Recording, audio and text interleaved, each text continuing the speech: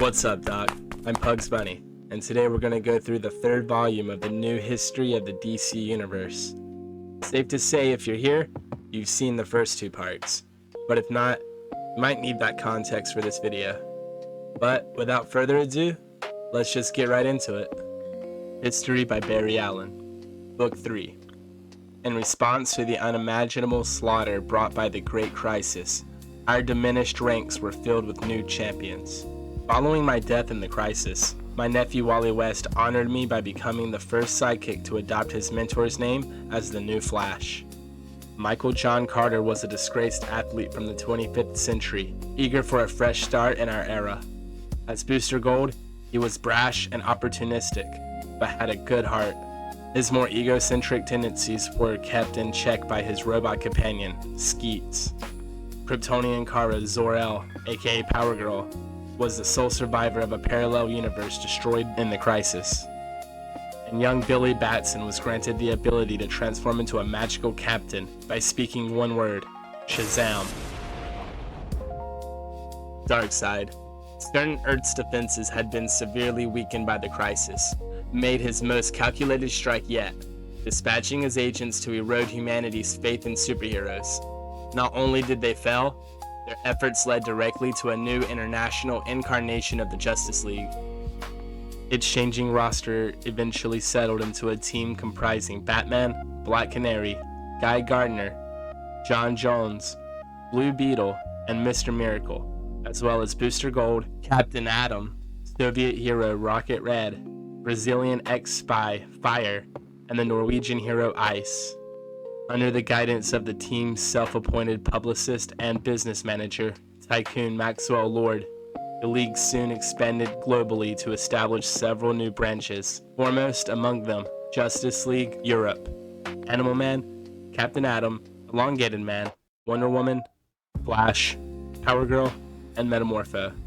However, Federal Agent Amanda Waller was aware that the League, or any traditional hero, can never be coerced into performing ethically questionable black ops. To that end, as part of a reactivated Task Force X, Waller led the U.S. espionage agency Checkmate and a suicide squad of her own. Under the command of Rick Flag Jr., select supervillains could be temporarily released from Belle Reve Prison if they consented to an explosive brain implant that Waller used to ensure their cooperation. Captain Boomerang, Deadshot, Bronze Tiger, Count Vertigo, Nightshade, Nemesis. Another ally was General Wade Eiling, who could transform into a savage monster. Other Task Force X agents eventually reporting directly to Waller included Christopher Smith, Peacemaker, and Special Agent Sergeant Steele. Meanwhile, Cliff Steele, Robot Man, brought together the latest, short-lived incarnation of the Doom Patrol. Never quite gelling as a team, it wasn't until Rebus, Dorothy Spinner, and Crazy Jane joined Steele and Niles, the Chief Calder, that the roster stabilized. Gnort, the Green Lantern of Sector 68, he thinks, he's not sure, began visiting Earth despite everyone's best attempts to discourage him. Left without a partner when the Crisis claimed his brother, Don, Hank Hawk Hall found a new dove in Don Granger. And another Starman entered the playing field when his predecessor, the late Prince Gavin of the planet Cradletine, was reincarnated on Earth in the body of magazine editor Will Payton. Discovering that Earthlings carried a unique metagene in their bodies that could trigger superpowers under severe stress, the Dominators and Khunds led a multi-species invasion to exterminate our race. Nonetheless, even with our metahumans' super abilities nullified by a gene bomb, they rallied to repel the invaders. During the invasion, Vril Dox and allies escaped Starlag, a prison built by the tyrannical Citadel race, then began a campaign of liberation across the cosmos. Their efforts gradually resulted in the creation of an intergalactic military organization, the licensed Extra-Governmental Interstellar Operatives Network, Legion, with no choice but to join forces with Darkseid. A group of Earth's spacefaring heroes prevented a powerful manifestation of the anti-life equation from overrunning numerous planets. Their victory was tainted by calamity. However, when Green Lantern John Stewart inadvertently allowed the destruction of planet Xanshi, which left permanent scars on John's soul, would that such deep tragedy limited itself to the stars? But no. In Gotham City, the Joker ruthlessly gunned down Barbara Gordon, leaving her in a wheelchair and ending her career as Batgirl, and brutally murdered the second Robin, Jason Todd. In an attempt to balance those scales, fate also gave us the mob-busting Huntress, secretly Helena Bertinelli, heiress to one of Gotham's preeminent crime families, and Tim Drake, a bright young Gothamite who deduced Batman's true identity and earned the right to become the third Robin. Time travelers Rip Hunter and Matthew Ryder formed the Linear Men, a team of chrononauts charged with protecting the timeline and based out of the Vanishing Point, their headquarters outside of space and time. Another time traveler essential to history was Wave Rider, an alternate version of Rider from a dystopian future ruled by the mysterious Monarch. Rumored to be a past hero gone bad, in the present day, Monarch was murdered by Hawk, who, in a paradoxical twist, became Monarch. It was not the last we would hear of him. In the meantime, the daughter of World War II heroes Johnny Quick and Liberty Bell elected to emulate her parents' careers. As Jessie Quick, Jessie Chambers was the fastest woman alive. Later, as the new Liberty Bell, she used her inherited super strength to fight alongside the Justice Society, wedding fellow hero Rick Tyler, son of the original Hourman, along the way. In Philadelphia, Ray Terrell took up his father's mantle to become the second hero known as the Ray. In Gotham City, Renee Montoya joined the GCPD, becoming a key player in the world of crime fighting then and later, in an altogether different capacity. Elsewhere in Gotham, Stephanie Brown became the vigilante spoiler to thwart the machinations of her father, the villain Cluemaster. And in Metropolis, the unthinkable happened. An alien behemoth called Doomsday killed history's greatest hero. Humanity was not ready for a world without Superman, though. 4 men attempted to take his place as best they could, each claiming to be the real thing. Connor Kent, aka Con-El, a clone created from a mixture of Superman and Lex Luthor's genetic material, debuted as Superboy. John Henry Irons, a steelworker and inventor who owed Superman his life, burst on the scene as the Armored Steel, a simulacrum inhabited by a Kryptonian artifact called the Eradicator, came to Metropolis as the last son of Krypton. And Hank Henshaw, the Man of Tomorrow, constructed a cybernetic body for himself made from the Kryptonian technology. Of the 4, it was this cyborg Superman who proved to be the wolf in the fold. In conjunction with Mongul, he reduced Green Lantern's home, Coast City, to rubble. The two would have obliterated the lives of millions more, had not the Eradicator secretly placed Superman's body inside a Kryptonian healing matrix. Reborn, the one true Man of Steel led the other Supermen to victory, though their ally Green Lantern wouldn't have described it as such. The loss of Coast City nearly broke him. Fueled by the strength-enhancing drug Venom, Bane attacked Gotham City, after engineering a blitzkrieg of supervillains to wear down Batman's resistance. Bane dealt the Dark Knight his greatest defeat by snapping his spine, leaving him paralyzed. While he slowly healed and Bane worked to control Gotham in his absence, Batman asked Jean Paul Valley, the crime fighter known as Azrael, to take his place. But the challenge sent Valley spiraling into a violent madness. Months into Valley's crusade, Batman, whole again, forced him to abandon the Cape and Cowl. With Batman's help, he found absolution and renewed his career as Azrael, now a trusted ally to the Bat family. The US government teamed up with Dakota City's Alva Industries to create a new generation of superpowered soldiers. Their test run, however, backfired dramatically when tear gas laced with Alva's proprietary Q-juice was used to subdue a group of young protesters. The resultant Big Bang killed many of them, but those who survived, the Bang Babies, if you will, were granted various super abilities and began turning Dakota City upside down as new heroes and villains stormed the streets. Foremost among Dakota's new protectors was high school student Virgil Hawkins, whose electromagnetic powers allowed him to stand up to the world's bullies and Bang Babies gone wrong ecstatic. Rival gangs clashed in Dakota's suburb of Paris Island as power-hungry Bang Babies waged war with superpowers rather than bullets. The Blood Syndicate, made up of Bang Babies from various gangs and led by Tech 9, Strange music, Wise Sun, and Fade, restored peace to the island. Though not a Bang Baby herself, Raquel Irvin's fate was nonetheless irrevocably changed when she discovered that lawyer Augustus Freeman was, in fact, a centuries-old alien who crash-landed in the American South in the 1800s. With no means of returning to his homeworld, Armis of Terminus adopted a human guise and gradually withdrew from a society seemingly eager to abuse its power against those most in need of help. It was Raquel who inspired Freeman to change his tune as the superhero icon. Raquel became his partner, Rocket, empowered by the technology of a Terminin inertia belt.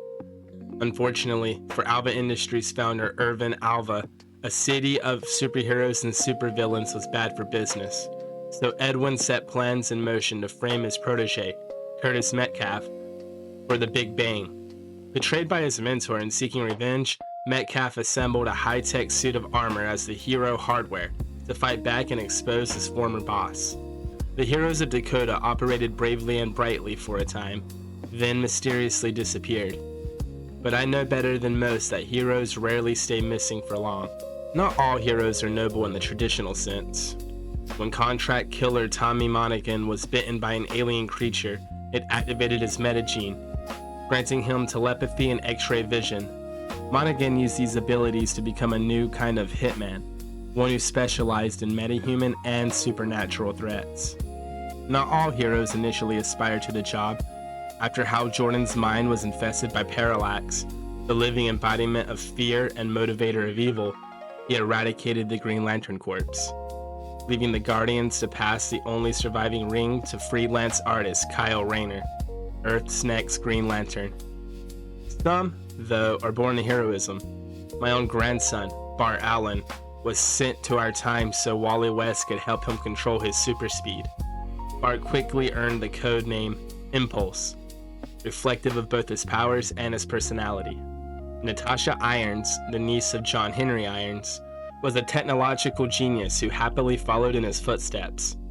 Together, both of them began operating under the name Steel. And Damage, Grant Emerson, a descendant of Al Pratt, the original Atom, discovered his explosive powers and fought alongside the JSA and Titans, completely unaware of the vital role he would play in the looming crisis in time. Referred to by some as humanity's 0 hour, Parallax was no longer an entity within Hal Jordan. It consumed him. An angry Hal, demented by the loss of Coast City, set out to spark another great crisis so he could be present at the multiverse's birth and reshape it solely to his liking. To that end, Parallax manipulated Monarch, or rather, extant, Monarch's next evolution. Together, they unleashed entropy from each end of the time stream, non-existence racing our way from both the past and the future.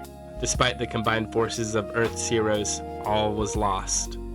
Until Hal's dearest friend, Green Arrow, distracted him at the last possible second, allowing Damage, bursting with energies fed to him by a phalanx of heroes, to take control of the Big Bang and restore reality as much as it had been, without Parallax's influence. I would argue that, somehow, our renewed universe had consequently been reinvigorated by evidence, a veritable brigade of new superheroes. Jack Knight, son of Ted Knight, took his father's identity and equipment to protect Opal City as the newest Starman. Connor Hawke, son of Oliver Queen and master of archery and martial arts, donned the quiver and became the second Green Arrow. And Batgirl, having come to terms with the emotional and physical trauma of her spinal injuries, took her new persona, Oracle, the world's greatest hacker and information broker, to the next level. Her partnership with Field Agent Black Canary and other female crime fighters like the Huntress and the time-displaced Lady Blackhawk, Zenda Blake, came to be known as the Birds of Prey. Likewise, Hal Jordan found some redemption when our solar system was attacked by a Sun Eater. Rekindling the sun and saving the world from our final night, Hal was finally at peace, or so he believed. After years of courtship, Clark Kent finally tied the knot with Lois Lane in a ceremony secretly attended by many of Clark's closest superhero friends, who subsequently regrouped, this time as the Justice League of America. Operating from a watchtower based on the moon, the JLA set a new standard for valor as its membership grew. Forming a league of their own were the teenage heroes Robin, Superboy, Impulse, The Secret, Arrowwit, and Cassie Sandsmark as the new Wonder Girl. Overseen by Red Tornado and headquartered in the Justice League's former mountain hideout, they operated as Young Justice, the future of superheroes. In this era, no one was more stunned than the Justice League themselves to discover their legend would continue into the 853rd century and inspire a Justice Legion, one of whom, an android descendant of the original Hourman, unaware he was being manipulated by a future Vandal Savage, very nearly sparked the creation of Solaris, the Tyrant Sun.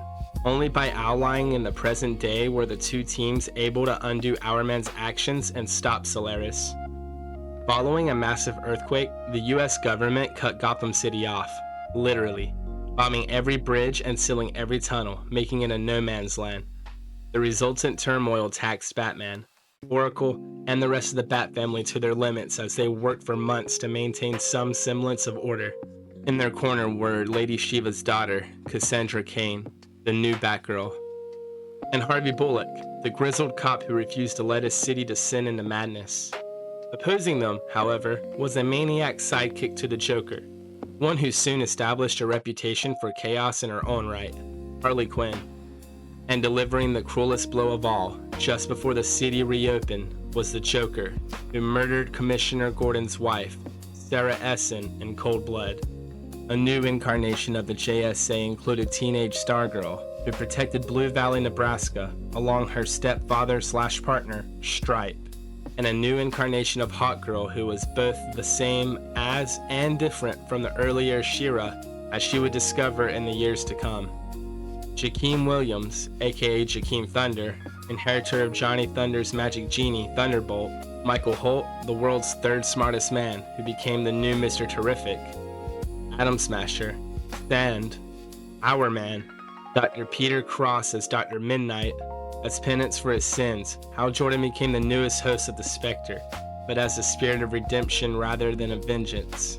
Nonetheless, nefarious forces were on the rise. Lex Luthor, for instance, had connived his way into the ultimate throne of power for a dark but thankfully short-lived term as President of the United States. It was a time when no one knew where the enemy would come from, never dreaming it would be Batman, who had secretly engineered emergency protocols to take down each Justice Leaguer if they ever went rogue, but had failed to secure those files before Ra's al Ghul stole them to nearly eradicate the JLA. After a brief expulsion, Batman was admitted back into the League, but he never fully recovered their trust. The telepathic and telekinetic Manchester Black led a brutal team of heroes called the Elite against Superman, while Thomas Elliot, a boyhood friend of Bruce Wayne's, put Batman through one of the greatest challenges of his career as Hush. Shadows continued to fall. A clash between the Titans and Young Justice resulted in the deaths of Donna Troy, which ended up disbanding both teams. The more experienced Cyborg, Starfire, Raven, and Beast Boy went on to mentor Robin, Superboy, Wonder Girl, Impulse, soon becoming the next Kid Flash, Speedy, Ravager, Kid Devil, and others as the new Teen Titans, while Dick Grayson and Roy Harper, now going by Arsenal, temporarily led a new Outsiders group comprised of Jade, Indigo, Shift, Black Lightning's daughter Thunder, half Amazon Grace, and later Starfire. The Justice League was beset with trauma, following the murder of Elongated Man's wife, Sue Dibney. Many of them learned an ugly truth. Years earlier, some Leaguers had been mentally manipulated by the others over the decision to mind wipe one of their enemies, Dr. Light. This revelation only served to widen the cracks in the League's team spirit. By the time we discovered the killer was none other than Jean Loring, ex-wife of the Atom, the damage to their bond as heroes had been done. But no amount of darkness could overshadow the joy of seeing Supergirl return to life. Resurrected and manipulated by Darkseid, once free of his control, Kara shone again as a beacon of goodness and hope, as did Hal Jordan. The parasite Parallax finally driven from his brain, he was invited by the Guardians to resume his career as Green Lantern. One last rebirth occurred during this time, but with less cause for celebration. The savage Red Hood, a vigilante without mercy or any code against killing, stood revealed as Jason Todd, revived and trained in secret by Talia al Ghul. Despite yet another attempt to unite, the Justice League continued to fracture, leaving Earth more vulnerable to growing threats. Defenders who were magic or magic adjacent formed a shadow pack: Blue Devil, Nightmaster, Ragman, Enchantress, Zariel, and Detective Chimp, to combat purveyors of dark sorcery, simultaneously reasoning that there was safety in numbers. A half-dozen villains found a makeshift family as the Secret Six, established by Lex Luthor, disguised as a mysterious Mockingbird. The Six initially included Ragdoll, Vandal Savage's daughter, Scandal Savage, Deadshot, Catman, Cheshire, and Black Alice, though that membership would shift from time to time. Nonetheless, Earth's heroic front was falling apart more quickly by the day. The good work crime fighters had done for years, for centuries, was unraveling in the decay of an increasingly grimmer world. Blue Beetle discovered that another of Batman's secret monitoring projects, Brother Eye, had been seized by Max Lord, who had finally broken bad. Lord murdered Beetle, who was unable to stop Lord from unleashing his worldwide army of observational, metahuman activity construct drones, OMACs, programmed to wipe out superhumans. Not even Lord's subsequent death at the hands of a desperate Wonder Woman could stop them. OMACs weren't the only ones watching our every move. Unbeknownst to most, the Superman and Lois Lane of Earth 2, Alexander Luthor Jr. of Earth 3, and the Superboy of Earth Prime had survived the Great Crisis. Trapped beyond the edge of reality, they found our heroes' response to these growing disasters lacking and re-entered our universe to set things right. Unfortunately, so violent was the shattering of their prison walls that it unleashed ripples of energy that literally began to reshape time and space, only worsening the situation. Superboy Prime, in particular, was so changed by the process that he went full supervillain, murdering numerous heroes in the name of instilling order, including our Superboy and Earth 2 Superman. At the same time, Alexander Luthor had launched his own secret plan. He began to recreate enough of the multiverse to cobble together his own perfect Earth, a plan that would backfire dramatically, not since the Great Crisis had so many given so much to save this reality from obliteration. Ultimately, Prime was defeated and apprehended by the Green Lantern Corps. Luthor's actions partially restored the multiverse to 52 distinct parallel Earths, with some lasting reverberations that made subtle changes to our own history, as we would later learn. Over the years that followed, a number of the world's greatest heroes took a sabbatical to rediscover who they really were at heart. One of those stepping up in their place was the new Blue Beetle, Jaime Reyes, a teenager from El Paso, Texas. In Metropolis, Booster Gold's star rose. Kate Kane became Batwoman, both the cousin of Bruce Wayne and a love interest of Grenade Montoya, who was gifted the identity of the Question following Vic Sage's death. And in Ivytown, Professor Ryan Choi became Ray Palmer's successor to the Atom identity. In secret, Superman and Lois Lane gave birth to their son, Jonathan Samuel Kent. Nothing, however, shocked our community more than learning Batman had a son.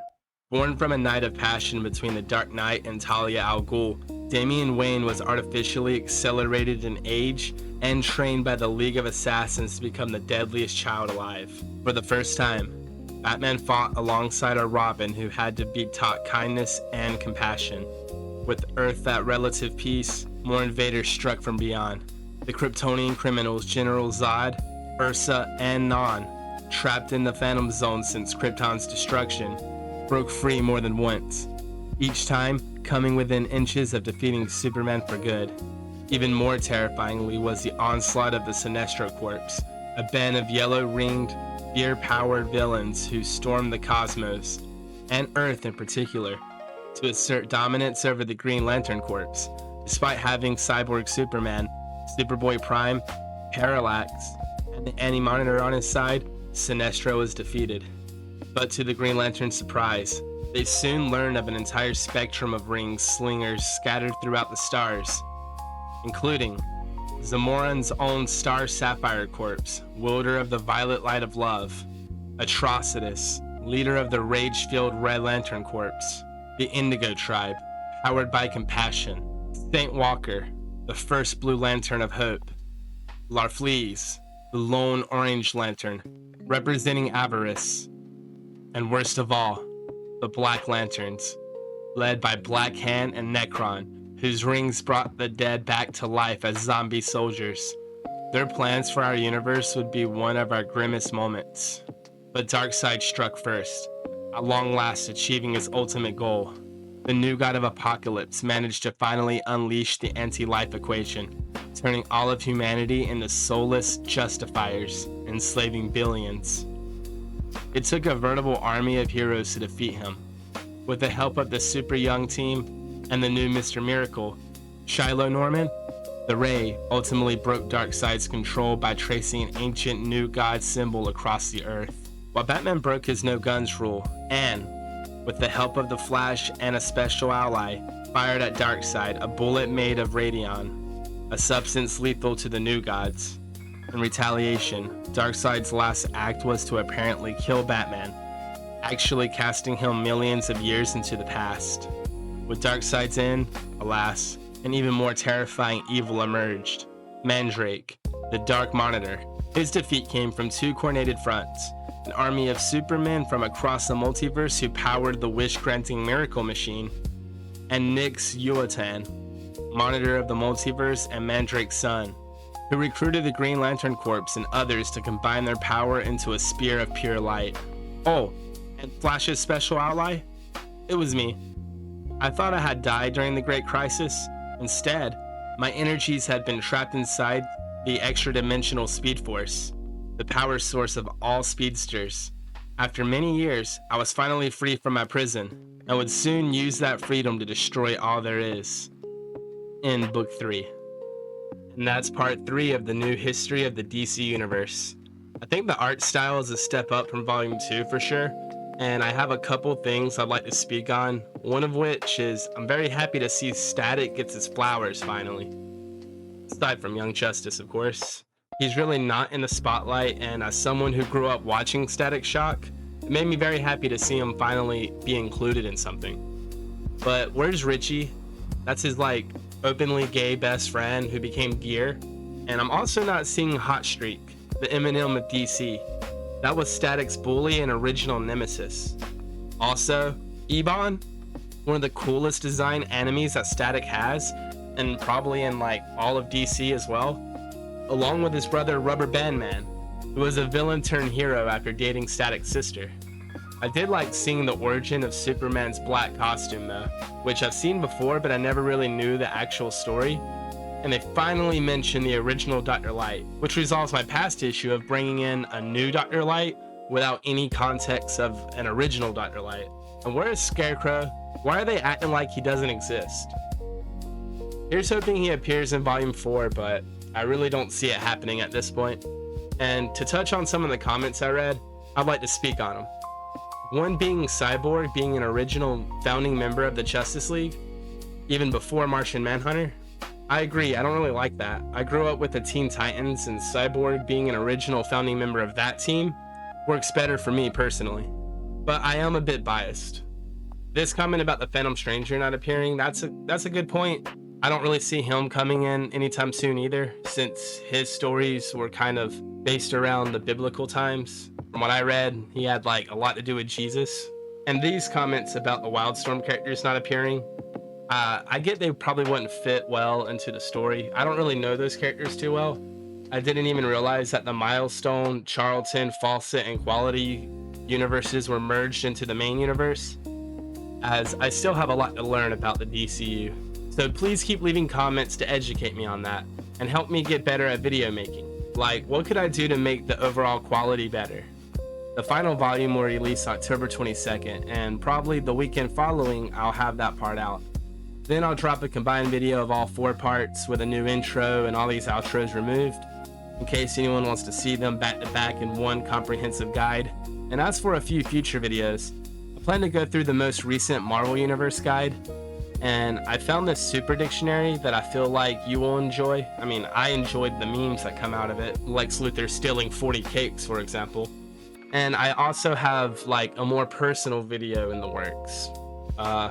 It'll take some time to release. It's Stan Lee's amazing, fantastic, incredible memoir. The beautiful story about his whole entire life, and it's very charming. And I also have a couple other fun, silly videos I'm thinking about, you know, like the out of context stuff and silly things and biggest haters. But with that said, just thanks for watching, and I hope I catch you next time.